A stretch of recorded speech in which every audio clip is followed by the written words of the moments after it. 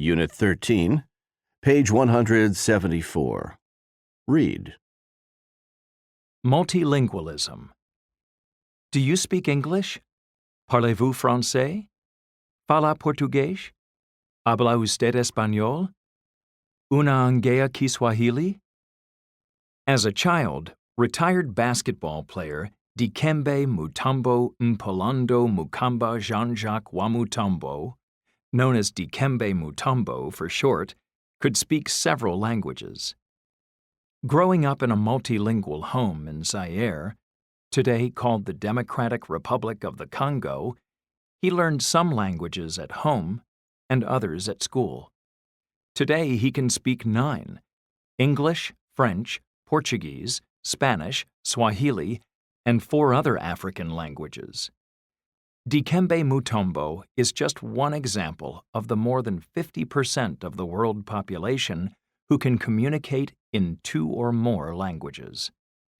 And as the world gets smaller, thanks to the internet, increased travel, and large numbers of people moving to other countries, this number will continue to grow. Bilingualism describes people who speak 2 languages. Multilingualism usually describes the ability to speak more than 2 languages.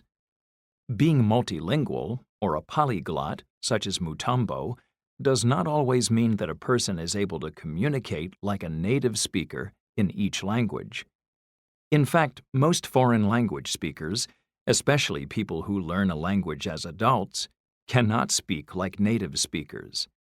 The majority of people, even if they become fluent, are not able to totally lose their foreign accents, and they will usually make some mistakes when they use the language. But they will be able to communicate well enough to understand and allow people to understand them. Multilingualism has many advantages in today's world. Speaking other languages can help you get a job in many fields, such as tourism, health services, banking, teaching, and sales. And recent research shows that learning a new language can make you smarter and help slow down the signs of aging. But most of all, learning and knowing other languages can be fun and exciting. You can use your languages when you travel, and you can learn more about other people and cultures. Dikembe Mutombo loves to travel.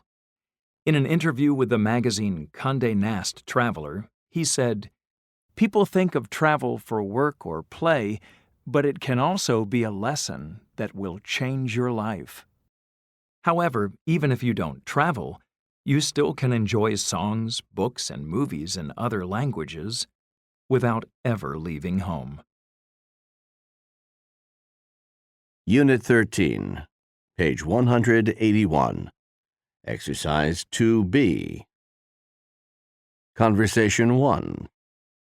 I heard your sister wants to take Chinese lessons before her trip. Could she find a class? Yes. In fact, she started classes last month. She can understand a little now, but even with lessons and a lot of practice, she still can't say very much. Conversation 2. How is Chang doing with his English? Good. He's made a lot of progress.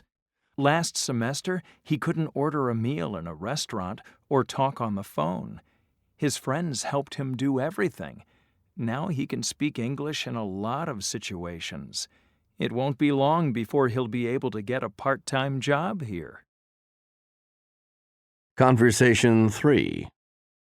What about Emma? Was she able to pass her final exam? Yes, but she had trouble with her presentation because she got so nervous.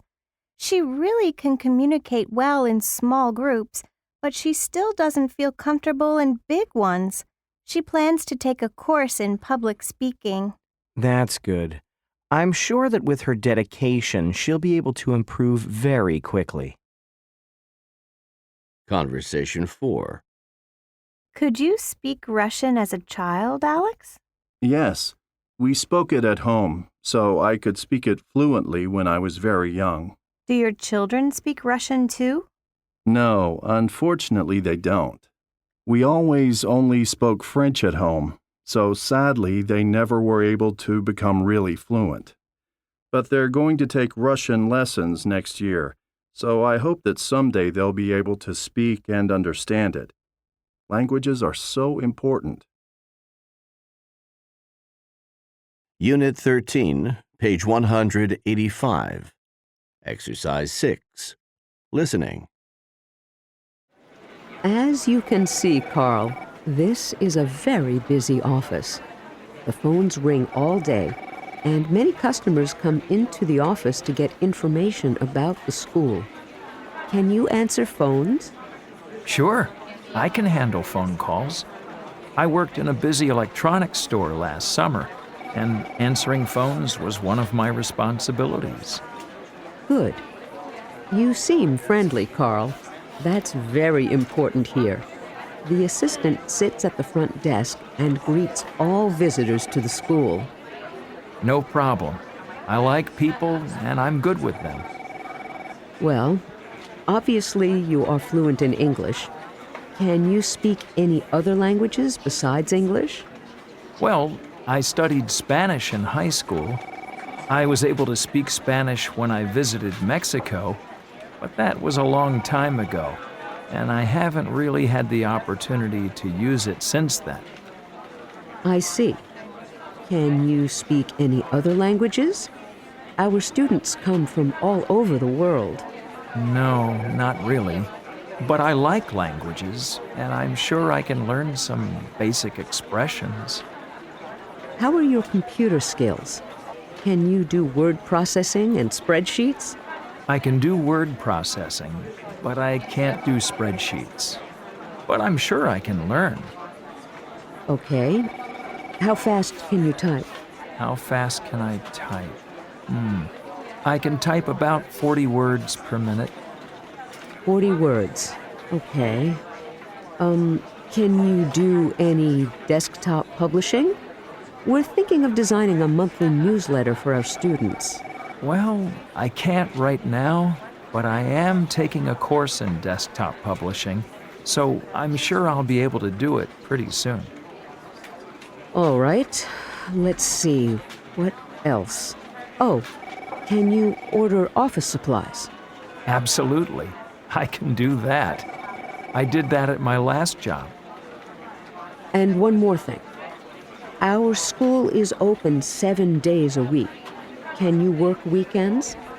Well, I can work Saturdays, but I can't work Sundays at this time. But if I get the job, I think I'll be able to change my schedule.